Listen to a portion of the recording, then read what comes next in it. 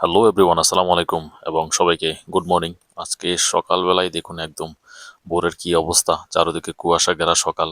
আর আজকে সকাল সকাল বেলায় ঘুম থেকে উঠে চলে আসলাম এই মাঠে। আর মাঠে এসে দেখুন একদম চারিদিকটা একরকম জানি অন্ধকার অন্ধকার লাগছে। মানে যেদিকেই তাকাচ্ছি মানে সূর্যের কোথাও ছোঁয়া নেই।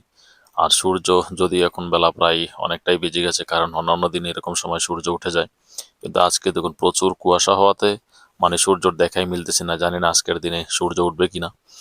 তবে একটু মাঠে বেরিয়ে আসলে দৃশ্যটা দেখার জন্য সকাল সকাল ঘুম থেকে উঠেই এই মাঠে গেলাম। তবে আপনাদের কাছেও শেয়ার করে দিলাম আসলে এরকম একটি সুন্দর দৃশ্য। আর এতটাই ঠান্ডাও লাগছিল, আবার নিজের কাছে ভালো লাগছিল, আর এতটাই সকাল ভোরে উঠেছি আসলে দেখুন আমাকে ছাড়া আর কেউ নাই মাঠে। তবে আস্তে আস্তে যখন সূর্যের দেখা মিলবে, মানুষ কাজ করার জন্য মাঠে চলে আসবে। দেখুন আমি চারিদিকটা দেখাইতেছি, কেউ নেই শুধু আমার ছাড়া। এখন আমার পিছনটাও দেখতে পাচ্ছেন, মানে কোনো একটা প্রাণীও দেখা যাচ্ছে না। পশু প্রাণী থেকে শুরু করে পাখি পাখালি যেটাই হোক না কেন, কাউকে দেখা যাচ্ছে না। আসলে গ্রামে এরকম একটি সুন্দর দৃশ্য উপভোগ করতে হলে আপনাকে গ্রামে থাকতে হবে। আর যারা গ্রামে আছে তারাই এরকম একটি সুন্দর দৃশ্য উপভোগ করতে পারবে। তবে যদিও কুয়াশা বেশি, কিন্তু কৃষক তার কৃষি কাজের জন্য বেরিয়ে পড়বে, সে আর সময়ের দিকে অপেক্ষা করবে না, কারণ তার কাজ তাকে করতে হবে। আর গ্রামের মানুষ কোনো সময়ের দিকে অপেক্ষা করে না, যার যখন যেটা প্রয়োজন, যার যখন যেটা কাজ করার দরকার সে তখন করে ফেলে। আর সকালের এরকম স্নিগ্ধ ঠান্ডা হাওয়া যদি শরীরে লাগে, আর আসলে নিজের শরীরটা একটু চাঙ্গা হয়ে যায়। কিন্তু তারপরও বেশি ঠান্ডা হওয়াতে দেখুন শীতের কাপড় এখনো পরে বের হয়েছি। তবে আস্তে আস্তে শীতের তীব্রতাটা কেন জানি বেড়ে যাচ্ছে। আর দেখুন এই যে গাছের উপরে যেই পানি জমে আছে, দেখুন পানি কত পরিমাণ পানি জমে আছে।